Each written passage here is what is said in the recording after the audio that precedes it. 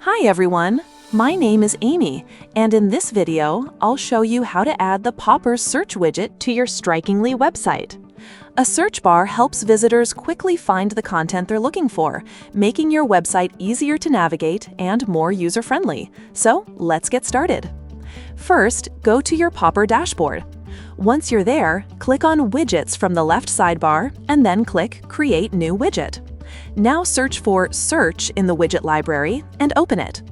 After that, choose a layout according to your preference. Once the widget editor opens, you'll see the search bar preview on the right side and the settings on the left side.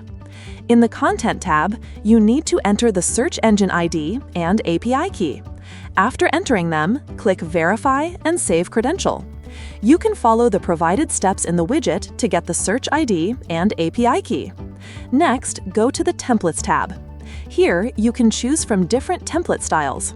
Then, open the Appearance tab. In this section, you can change the background, pop-up background, text color, and accent color. In Search Settings, you can change the placeholder text and set the maximum number of results to show. Once you're happy with the customization, click Publish Widget. After that, the installation code will appear.